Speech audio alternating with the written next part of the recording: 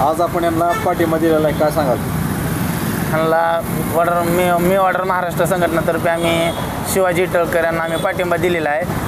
आणि मारुती शिवाजी इटळकर त्याचं निगडून करून हत्या करण्यात आलेलं होतं, तर ते पोलीस प्रशासन आरोपींना अटक करत नाहीत। चार आरोपी अटक केलेले आहेत, बाकीचे जे 2 आरोपी आहेत त्यांना अटक केलेलं नाहीत, दारूची शहरात फिरत आहेत, त्यांच्यावर ते मर्डरचा गुन्हा नोंद झालेला आहे। पण आम्हाला पोलीस प्रशासन काय म्हणतात की त्यांना जोपर्यंत अटक करत नाही तोपर्यंत आम्ही चार्जशीट दाखल करत नाही। पण तो आरोपी तर दारू शहरात फिरते, पण पोलीस प्रशासन का नाही अटक करत त्याला, हे आमचा जबाब विचार नाही त्यांना।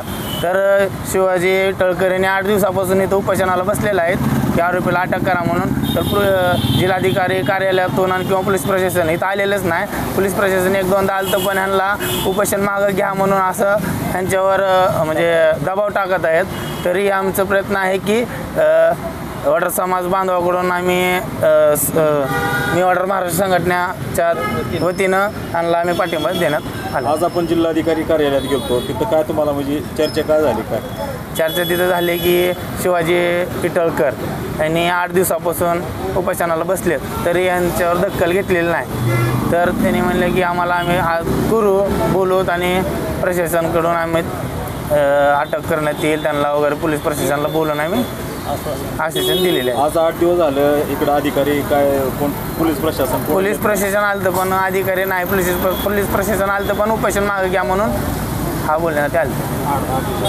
न्याय नाही भेटल्यास आपली संघटना काय त्या आरोपीला अटक नाही केल्यास तर आमच्या मी ऑर्डर महाराष्ट्र संघटनेतर्फे आत्मदहन आणि मोर्चाचे नियोजन करण्यात येईल हा इशारा दिलेला आहे आम्ही नियोजन। मी ऑर्डर महाराष्ट्र संघटनेचे जिल्हाध्यक्ष विकास पवार।